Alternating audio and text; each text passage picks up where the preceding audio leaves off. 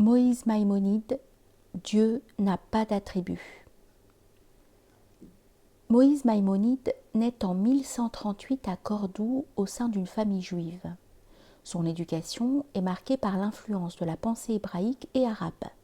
Sa famille quitte l'Espagne lorsque la dynastie des Almohades s'empare du pouvoir en 1148.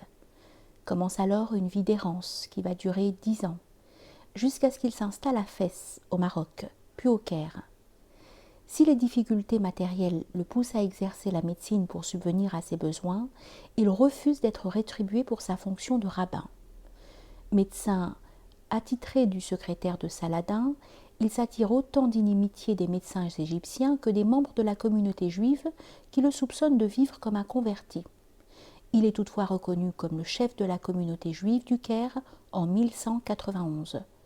Après sa mort en 1204, sa tombe deviendra un important lieu de pèlerinage juif.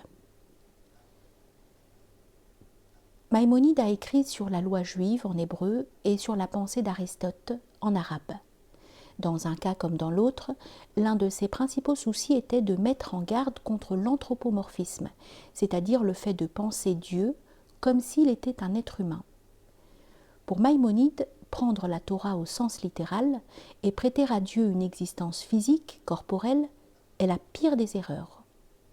Dans son Guide des égarés, Maïmonide pousse cette idée jusqu'à ses conséquences les plus extrêmes, en développant une théologie négative. Cette approche, qui existait déjà dans la théologie chrétienne, consiste à décrire Dieu non pas par ce qu'il est, mais par ce qu'il n'est pas.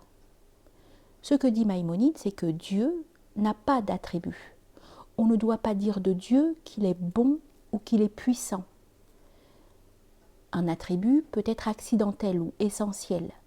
Le fait que je suis assis, que j'ai un long nez et des cheveux gris sont des attributs accidentels. Je resterais essentiellement le même si j'étais debout, si j'avais les cheveux roux et le nez court. En revanche, le fait que je sois un être humain est mon attribut essentiel. Il me définit. Il est admis que Dieu n'a pas d'attribut accidentel puisqu'il est immuable. Mais Dieu, ajoute Maïmonide, ne saurait avoir des attributs essentiels parce qu'il le définirait. Or Dieu ne peut être défini. Maïmonide affirme que nous pouvons dire des choses de Dieu à condition que ces choses portent sur ses actions. Ainsi, lorsqu'il nous est dit que Dieu est un créateur, nous devons le comprendre comme un constat de ce que Dieu fait. Dieu crée. Et non comme une qualification de ce que Dieu est. Lorsqu'on dit Jean est un écrivain, nous entendons qu'être un écrivain est le métier, l'état de Jean. Mais Maïmonide nous demande de ne considérer que ce qui a été fait, en l'occurrence que Jean a écrit des mots. Pour Maïmonide, les formulations qui semblent attribuer des qualités de Dieu ne peuvent être admises qu'en les prenant comme de doubles négations. Ainsi, la formulation « Dieu est puissant » doit être comprise comme signifiant « Dieu n'est pas impuissant ». Pour illustrer la démarche, on peut imaginer une variante du jeu du portrait dans lequel les joueurs doivent parvenir à la solution à partir de ce que l'objet n'est pas. La différence, c'est que dans le cas de Dieu, nous n'avons que les négations pour nous guider.